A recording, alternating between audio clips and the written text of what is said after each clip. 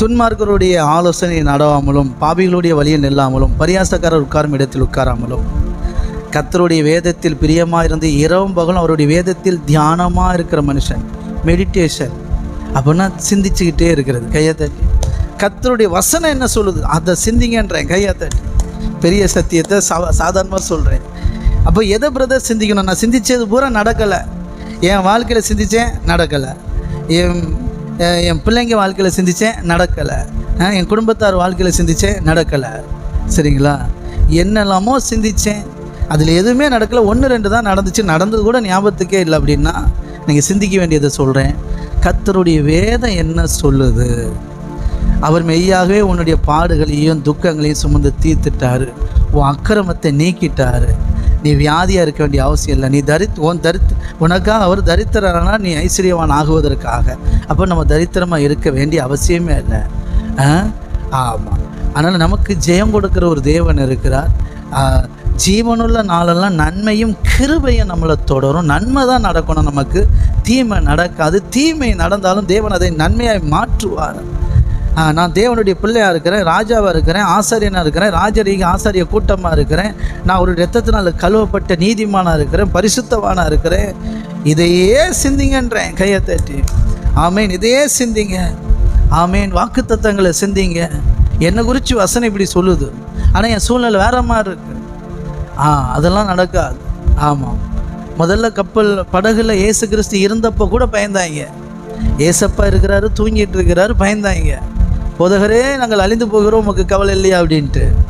இன்னொரு தடவை அவர் கூடவே இல்லை. பயங்கரமான காற்று அடிக்குது, ஆனாலும் தண்டு வலிக்கிறத விடவே இல்லை. கையை தட்டி எத்தனை புரியுது?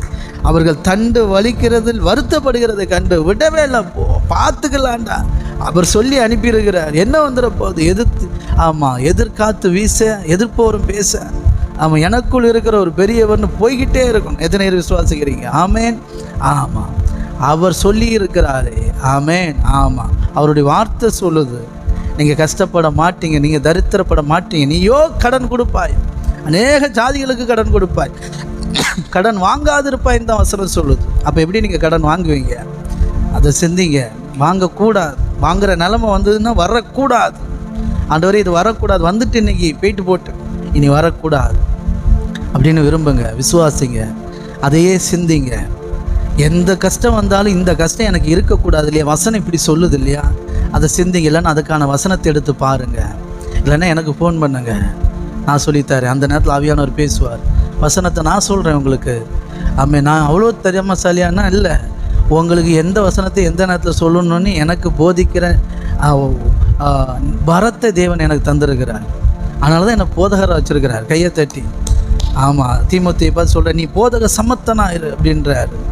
உங்ககிட்ட கேட்குற யாருக்கும் நீ பதில் சொல்கிற அளவுக்கு இருக்கணும். போதக சமத்தனா இருன்னு தீமோத்தேயுவை பார்த்து சொல்கிறாரு பாருங்க. தீமோத்தேயுவை தீத்தை பார்த்தா பவுல் சொல்கிறாரு பாருங்க.